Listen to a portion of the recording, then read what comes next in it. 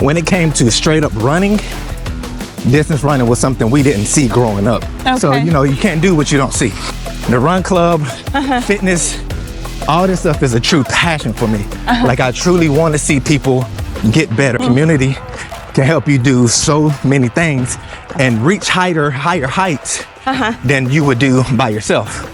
We're going to challenge you, we're going to prepare you for it, and then we're going to make it look like the best time any runner has ever had in their life. You do that. So Some videos. everything doesn't have to be about miles and pace and PRs and time, you know what I mean? So it was one of those things where it's like, I gotta find ways to incorporate fun into this thing.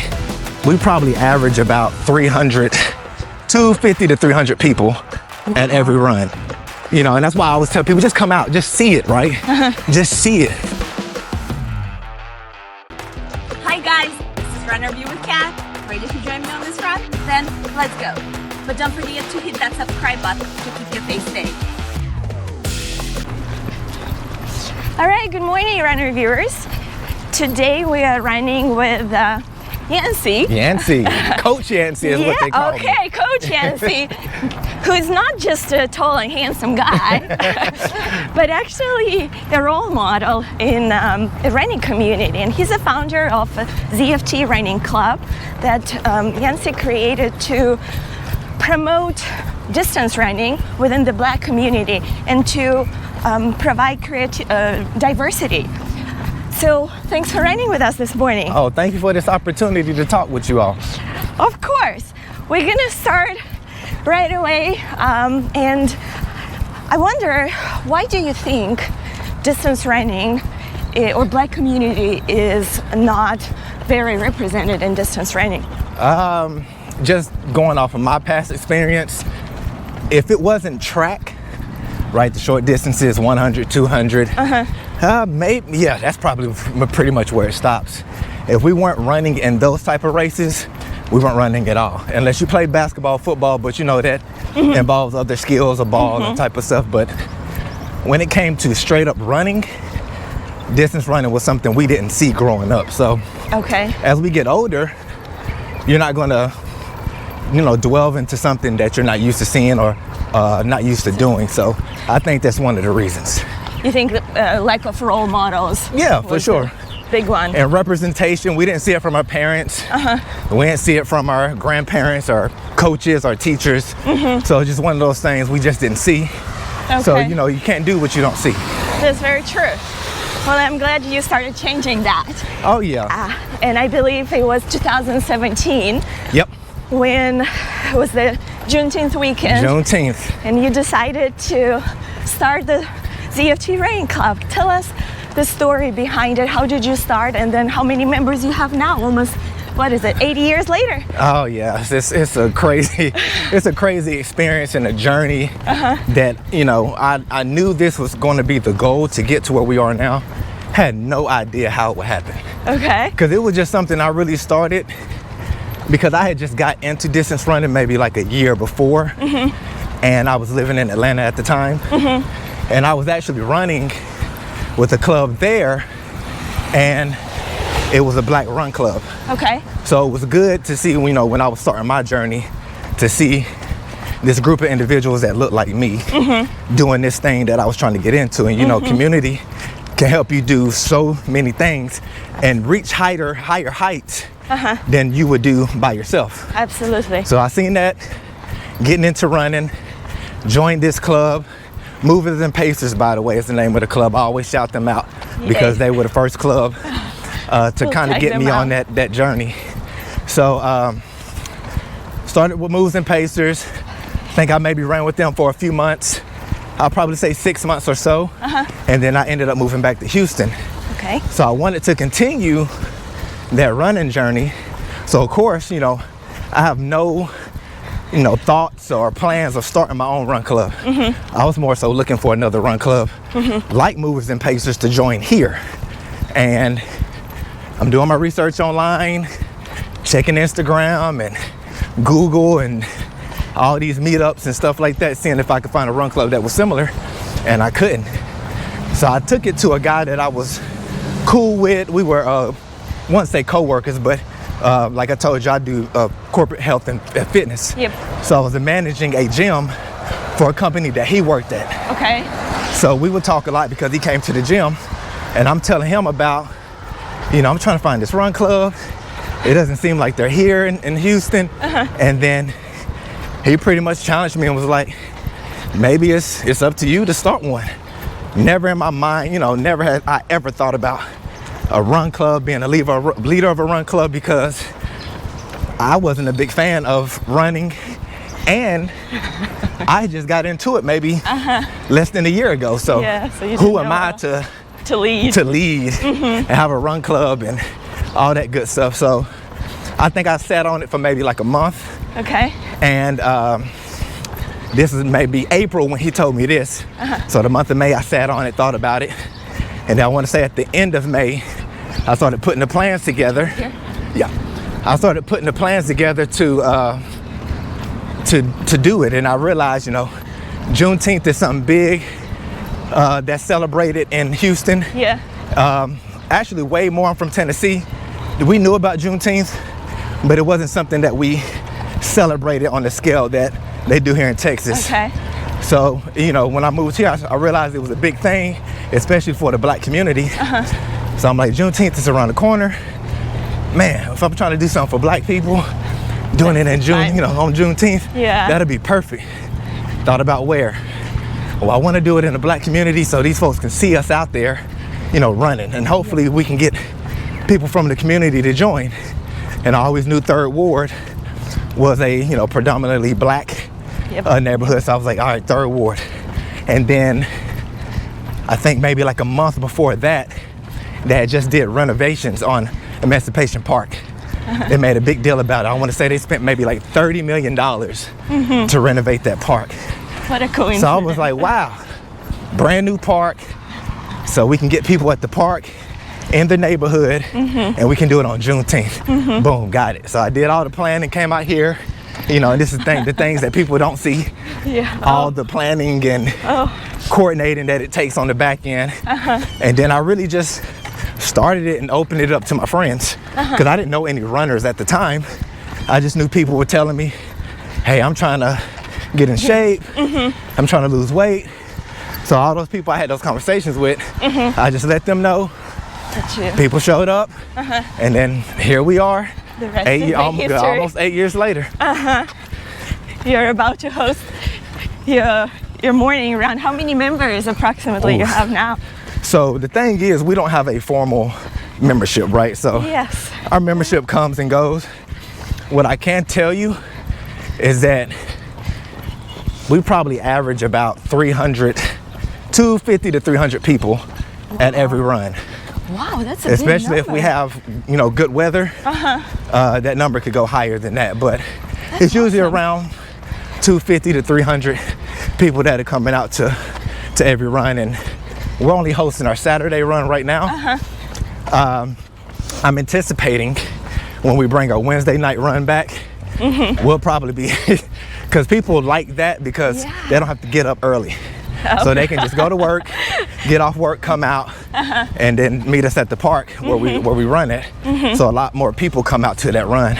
So I wouldn't be surprised, honestly, if we had 400 or 500 people show up to that run, just because it's a little more convenient for people to come out to. Which is a good segue to my next question. So typically, when you launch a product or a service, there is a business recommendation in general to charge a small fee. Because when people put money down, even if it's a small amount, that's a commitment from them, right? Now, you're not charging your members any fee. Why did you decide to go that route? Again, I think that goes back to the representation, right? And not seeing it. So if it's something I'm not seeing, didn't see my parents do, didn't see my aunts, uncles, my older cousins, anything like that, I'm not inclined to do it. Just off of the natural instinct, this is just not what I do. I don't like running, whatever the case may be. And I also think a lot of people look at running as punishment too, especially if you play sports, right? When you got in trouble, you did something wrong, you messed up on the play, you missed class, your coach is always punish you with running. To run. Oh my God. So that's the mindset that we, accompanied running with, right? I didn't know that. So if I'm going into it knowing our people have not seen people before them run, they don't like running, and running is sort of like a punishment to them, why would they pay for it? Right? So makes sense. You know, they're not going to pay for something they don't like doing. And it was one of those things too, is I really want to do it for the community. So the run club, fitness, all this stuff is a true passion for me. Like, I truly want to see people get better. I truly want to see people improve their health and their fitness. So how can I reach more people? Do I do that by charging, or do I do that by not charging? Well, clearly your strategy is working. So, you know, it was easy. It was an easy question. I didn't have to deliberate about it. I didn't have to go back and forth and contemplate if I'm a charge, if I'm not. For me, it was very easy. So, yeah, that's the main reason why I don't charge. Well, and speaking about community, last week I believe you didn't have a run because you were hosting this Homeless Essential Drive. Yep. Why did you choose that cause, and in general, what causes do you and your community support? Well, like I said, we run in this neighborhood, 3rd Ward, East Downtown / and on this trail, you know, if we get far enough down, we'll see homeless people out there, right? Okay. You know, right across the highway, right there near the stadiums and the convention center, it's homeless people. So we see these people in this neighborhood while we're running, and we're like these fortunate people that have jobs and money and cars and houses and all that stuff, and we're running through this community while we're not helping these people. You know, and they see us and they cheer us on, you know. And it could be 4 in the morning, 5 in the morning, and we're running through here, which, you know, some people will see that and they're like, we're not gonna run on that trail anymore. But these people, they don't bother us. We come through here, they encourage us. So it's like, if we're seeing these people need help on a weekly basis, why not do something to help them? And that's, you know, a big part of who we are, because we are a nonprofit as well. So we're here to help the community, but we do that in, you know, a number of ways. You know, our main way, of course, is getting the community out to come run, take care of your health.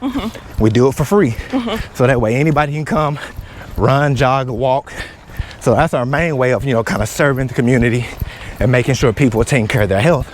But we also want to tap into those people that maybe can't come out, that can't run, that don't have the essentials or the resources to come out every Saturday, Wednesday, and run with us. So it's not just reaching the people that are fortunate enough to come out and run. We want to touch those people that we're running by every day, and they may not have the time, the resources, or whatever, you know, case may be, to come out and run with us. Thank you for doing that and continue spreading good message. Let's talk about your running journey. I know you, like you said, you were growing up, you played basketball. And football. So yeah, I actually went to college to play football. Yes, and you did very well. I checked your record. But you didn't run. You hated running. And just like you said, you thought running was a punishment. I mean, I'll run a touchdown, or I'll run a, block a shot, or, dunk a basketball, but not 26 points. Yeah, no. So, first of all, what running stereotypes did you have that when you started running, you proved to be wrong? The main one that I can think of off top is that it was hard, right? I had this mindset or this notion that running was super hard. Okay. But distance running, you mean? Distance running, yes. But the problem on my end, when it came to my thinking, is when I thought of running, it was always in a sprint form. Okay. Running as hard as you can, as fast as you can, and then just giving it all you got. So when I thought about distance running, I was like, you have to distance run the same way you sprint. Got it. So how can How can I, look, 26, how can I run 2 miles at that intensity? Yep. And I thought everybody ran that way. I thought you gave it your all because every form of running that I knew was sprinting. You're running as fast as you can. 12.2 You see what I'm saying? miles. Just saying. But listen, at the time, I didn't know anything about pacing. I didn't know you had Garmin's and you track paces, and you know, I didn't know anything about that. So to me, if I'm running full out. But then when you get into it and you start understanding pacing, you start understanding, you know, the different types of races or different distances when it comes to races and the effort that you give each race, it made running seem a lot easier. Because I didn't think running was this, what we're doing now, where you can run and have a conversation and talk. Again, because I didn't see it. Yep. So if I'm thinking about running, I'm thinking about it from my lens and what I've seen running to be. And it always was sprinting. So that was one of the biggest stereotypes I had about distance running when I first got into it, or before I got into it. Makes sense. So why did you decide to start running? I needed a challenge. Okay. So, you know, after college, you know, I didn't make it to the league, of course, any league at that. Played a few years of like semi-pro ball and all that type of stuff, but nothing where it was making me money where I can sustain a lifestyle. So it was more of a hobby. But even after I stopped playing that, it was more so, how do I challenge myself to stay fit and not get bored? Okay. Or what can I do that I'm not good at right now? Because growing up, fortunately, I was athletic. So usually any sport or anything I chose to participate in, I was decent, I was good. Yeah. Probably above average. I won't say elite, but probably above average with most sports that I chose to participate in. So it got to a point where I'm working, and you know, once you become an adult, the football games, basketball games are over. You try not to get hurt because you got to go to work on Monday. Yep. Right? So it was like, what can I do to break this monotony of just going to work, going to the gym?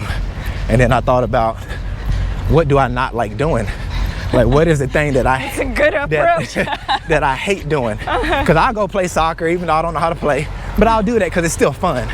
But running was not fun. Like, nothing about running seemed fun. It was actually one of the worst things I could see myself doing. So I was like, it's that. That's what I do. You get better at that.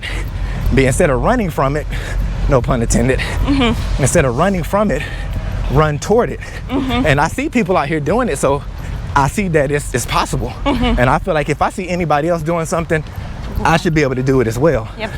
So at the time, I had the mindset of, if I can do a mile, I'm good. I really don't see a point in running more than a mile. I don't ever see myself running more than a mile at any point. So I will work on my mile. Okay. And I was, you know, pretty fast at that because I can just give it my all and then it's done. Okay. So then I just started challenging myself to, all right, let's go above that mile. So I did it, you know, like everybody should approach running. I said, all right, I'm gonna start with 1.25 miles. I did my 1.25 miles a few times. Oh, that's not that bad.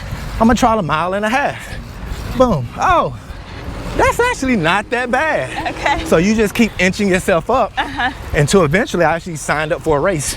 And the good thing about this race, right, I was living in Atlanta and I got some of my clients that I was training at the time to run it with me.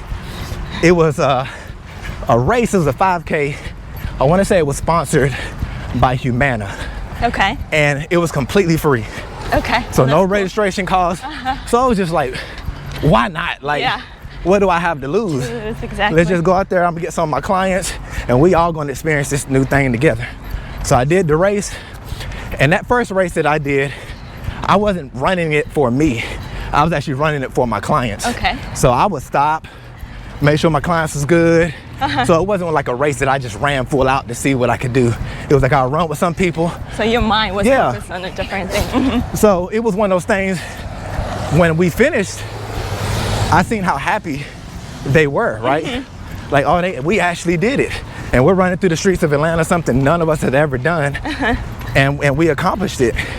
So it was just like, this is cool. And then, like I said, I started running with the Run Club, and it was just one of those things where now they're running further distances, so I'm gonna run with them. I've already knocked out 2 miles. What's 2.5? Let's do it. And then, you know, lo and behold, you'll just see yourself running further and further. And that's pretty much how that journey grew to where it is now, where I'm running marathons, which is crazy. I know. And now I'm getting ready for marathon number 5, Yay. which is something I never thought I would run once. So it's a cool transition for myself. It is. And I get to see that happen every single year with people in my Run Club. I bet it's so rewarding. It is, because one, I get to prove, and I tell them this all the time, after they do whatever distance they told me they would never do, right? We have people coming to the Run Club every year. I'm not running a half. I would never.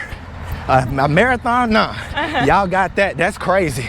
And then as soon as they run it, I just walk up to them and be like, I told you. And they'd be like, man, get on, because they know, they remember they told me this is something they never do. But it's, again, when you go back to the community aspect of it, you're going to match what the people around you are doing. Because it's one of those things where you don't want to be the only one without the story. Absolutely. Because we'll get around sometimes, and majority of our people have ran at least a half marathon.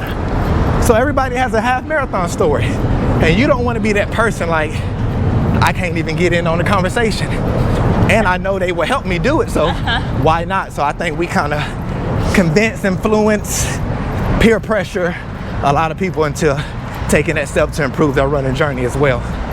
How do you think you help change that mindset for your athletes when they come? They're doubting their abilities. When they leave, Yep. they're done running their half or full or maybe even ultra.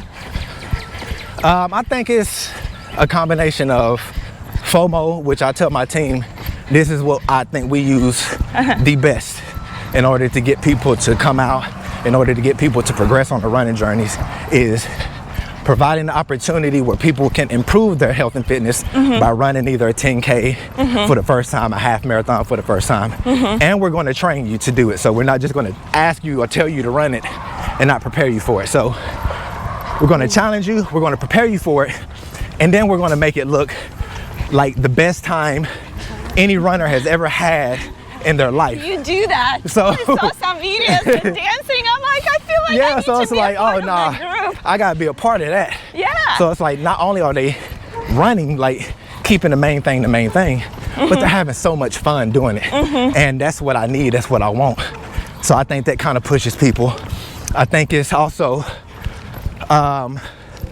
just making sure, like I said, we train people to do it, so we make sure people are prepared. And I think they understand that we're a run club that's going to prepare our runners. And then with me as a leader, I lead from the front. So there hasn't been a race that we put on our schedule that we train for that I haven't ran myself. Okay. So while I'm challenging people to do it, I'm gonna be right there with you. And I'm gonna run my, run my distances, run my races, and then I'm gonna be the first person at the finish line waiting to cheer you in. So I think it's that thing of seeing the leader lead from the front and not coaching us while he stands on the sideline, right? And then you can talk through all the possible challenges or things that can go wrong. Exactly. And they get to talk to, me Yes. first, because I'm right there at the training runs.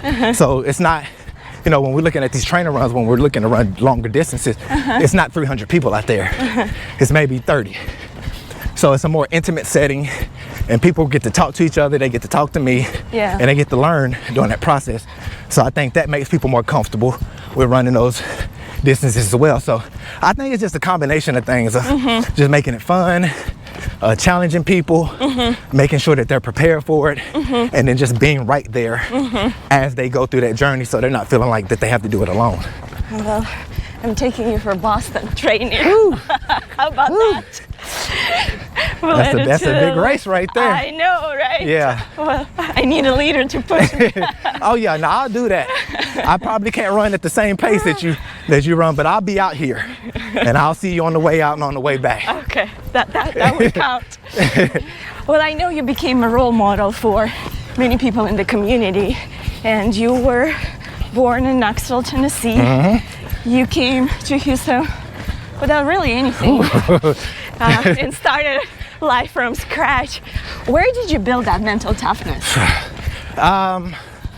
If I had to,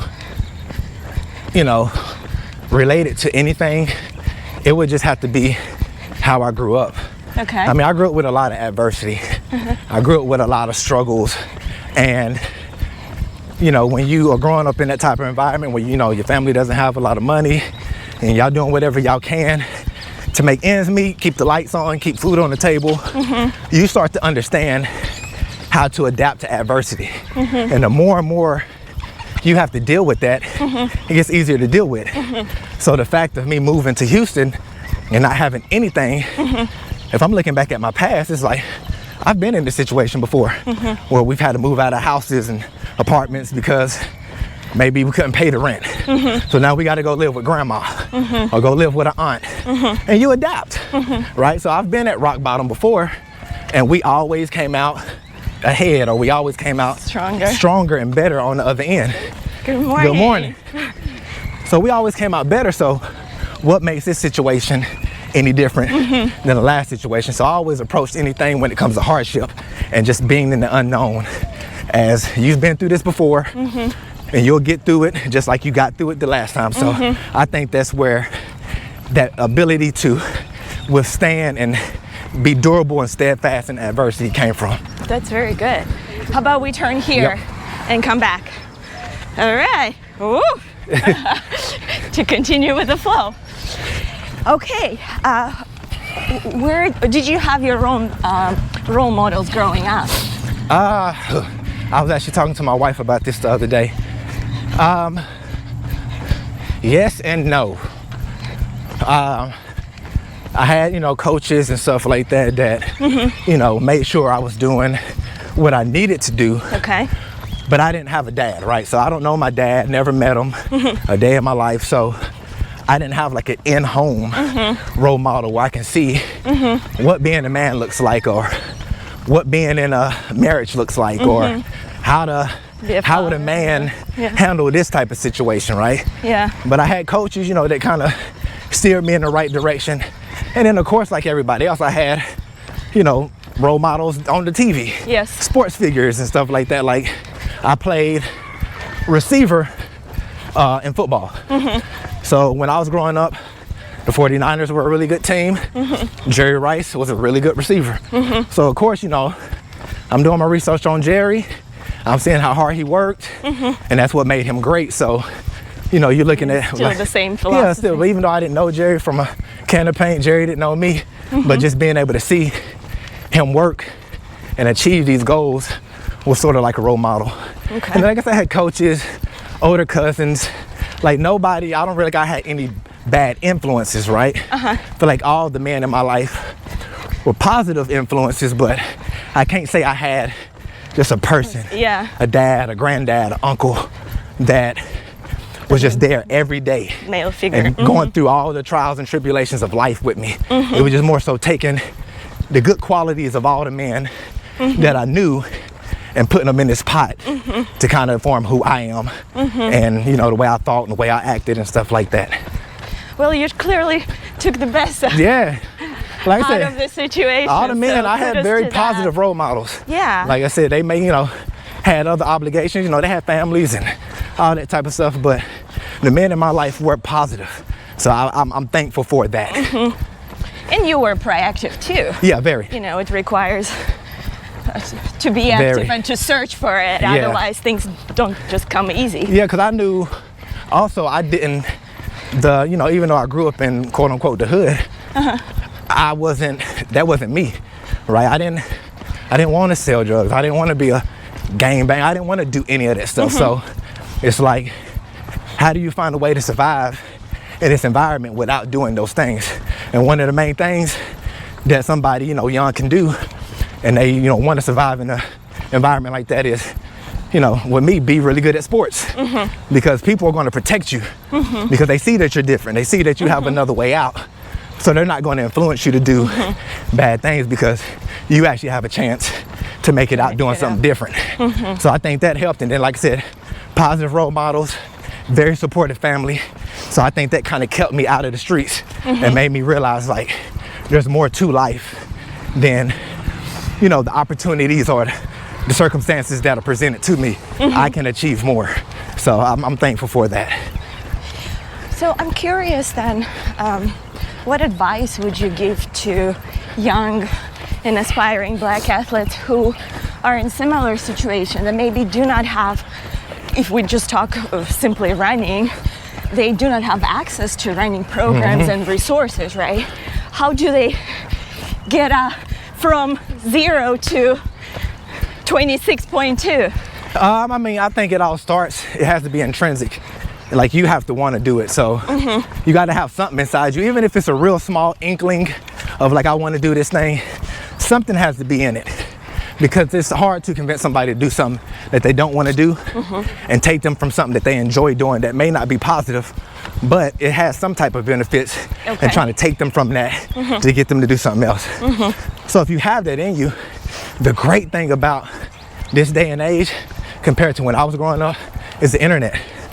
We didn't have this. We didn't have YouTube. We didn't have Instagram. We didn't have TikTok. Man, you can learn anything. You can get training plans. You can get, you know, anything that you need off of TikTok, Instagram, YouTube. ChatGPT. Yeah, ChatGPT to figure out what I need to do. But like you said, it requires you to be proactive. So that's why I said you have to have it in you, because it's going to, if you don't have those opportunities, it's going to require you to do some work in order to improve your situation. But the resources are there. Okay. Right? So utilize those resources, do it, and then latch on to the positive people in your life. And don't look at it as like they're lame, you know, whatever the case may be, whatever, you know, stereotype we put on people that's trying to do positive. You know, latch onto those things, because in the long run, it's gonna pay off. But we may not see the instant gratification from them things. So it's understand life is not instant. Happiness, success, none of that stuff comes instant. And if you work for it, if you stay locked in, and then just pull from the positive people in your life, they will, all those things together will help you to succeed in whatever, you know, realm or activity you want to do. And I think it's the hardest is that mindset. And then also, you know, this younger generation, well, even us, we want people in general, we want things fast. And easy. And easy, of course. And easy. But I look at it like, when you look at all the positive things, right?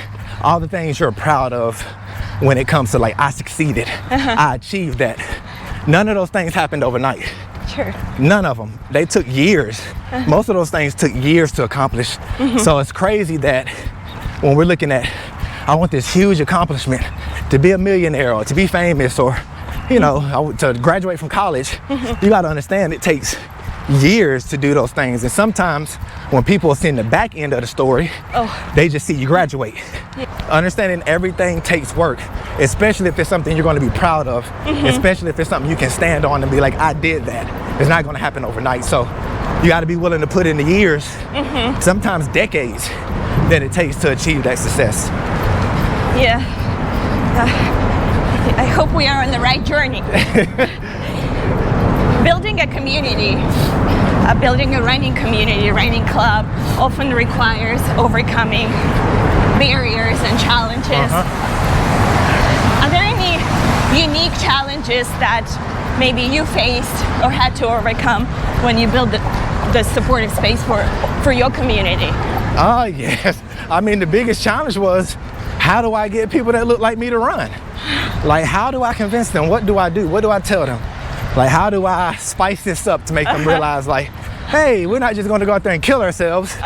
We're actually going to enjoy doing it at the same time. So it's like, what did you do? Did you dance?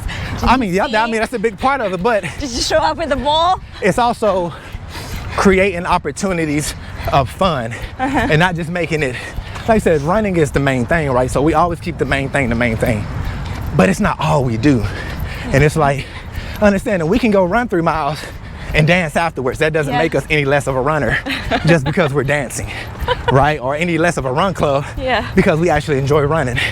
everything doesn't have to be about miles and pace and PRs and time, you know what I mean? So it was one of those things where it's like, I gotta find ways to incorporate fun into this thing because I know that's what would draw people out. So as we evolved, we just started getting more creative with how do we incorporate fun into what we do.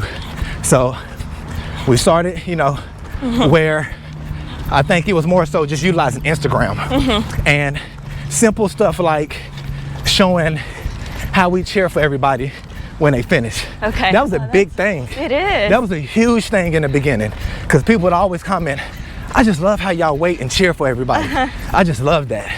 So it's like showing like, we're not going to leave you. If you come out and run with us and walk with us, we're going to stay there until the last person comes across the finish line. But we're also going to play music while we're waiting. We're going to talk, we're going to sing, we're going to dance. So we're not just waiting in silence for these people to finish. Like, we're having a good time at the finish line as well as we wait on these people. So that was one of the biggest things that people, you know, looked at and congratulated us on and, you know, gave us big ups to, was that we waited on everybody and we cheered for everybody as they came in. And then, like I said, we just got more creative and we started finding new ways to, you know, make stuff more fun. I think that cheering is super important when you are on the other side, when you are running and you are ready to give up and then suddenly someone is giving you a high five. Exactly. And the fact that I think with us, how you doing? With us, it was more so when we got those people that would come out and, you know, that were kind of scared, nervous about it, and they always think, you know, I'm gonna be on the slower end, and they're gonna leave. Like, they're not gonna wait for me to finish. So when they turn that corner and they see, at the time, you know, when we were smaller, you know, 10, 15, 20 people still waiting, it's like sometimes, especially at races, it'll bring tears to people's eyes. Just knowing like, oh, I know I was slower. I know I had y'all out here waiting, but y'all didn't care. And y'all stayed in it and y'all made sure I finished and y'all still have a lot of energy. So it was like things like that really touch people. And like I said, sometimes even at just our regular runs, people will come around the corner and see us there and start crying. Because it's just like, wow, y'all truly are who y'all say y'all are. It's not just something y'all do on Instagram. Like in the back end, y'all really treat this like a family. Y'all really care about each and every runner, no matter what their pace is. Oh, that touched my heart. I'm definitely taking you on my next run. What does mental toughness mean in your training philosophy? I mean, you are not only a founder of the club, but you in fact has a strong background as a fitness coach and you train athletes. That's your core. Mental toughness, everything. Is that an answer? Mental toughness is everything, because again, this stuff is not easy. And I make sure I never sugarcoat that part of it, right? I always tell people the real raw when it comes to achieving your goals, whether it's coming out to run or to graduate from college, right? It's gonna be hard. And if you come into this mind, you know, come into it thinking that it's gonna be easy, that you can be soft, that you don't have to be mentally tough, physically tough, you're gonna be settling short. And you're most likely not going to achieve that goal, because any goal takes work. And you have to be mentally tough, because honestly, your body can do way more than you think it can do. The thing that stops people is their mind. It's their mind telling them you can't do that. So how do you tweak that? The community. Again, they come out, you know, and that's why I always tell people, just come out, just see it, right? Just see it. Because for some reason, even though we post pictures, videos, and we don't exclude anybody, right? We don't just show the guys with their shirts off and women with nice figures. We show everybody, right? But for some reason, people only pinpoint the people that look like me. Or we have a guy named Troy that we always mess with. We call him G.I. Troy, real muscular dude. For some reason, they always pinpoint those people, I see. Even though those people are the minority. Yeah. Right? So I just say, come out and see it with your own eyes, because, you know, with Instagram, you can make stuff seem however you want it to seem. So just come out and see it. And I think when people come out, they see like, wow, there are actually people that look like me. Everybody's not a runner, you know, that runner's stereotypical runner body. Lean and skinny. Most people don't have that. And they're also doing things that I didn't think a person my size could do. So I think that's how we get people. I can't take the full credit of like what I'm doing to get people to come out. I think it's just more so the community, and I just happen to be the leader of that community. Does that make sense? It does. No, it does. And I do agree. I mean, we have our stereotypes. I was telling on a different episode with ultra running, I had that stereotype that all ultra runners are super fit. Just but slim, yeah, everybody has their own story, and just seeing how people overcome. Yep. And then I think that helps people with their mental toughness, because they like, you know, if I see somebody that looks like me and I know that they've run a half, sometimes even a full, now I can go talk to that person and see, yo, what got you through this? Like, how was you able to do that? And you know, you get that inspiration from those people. What a run! Hope you finish strong and inspired. If you like this episode, hit that subscribe button. Until the next run.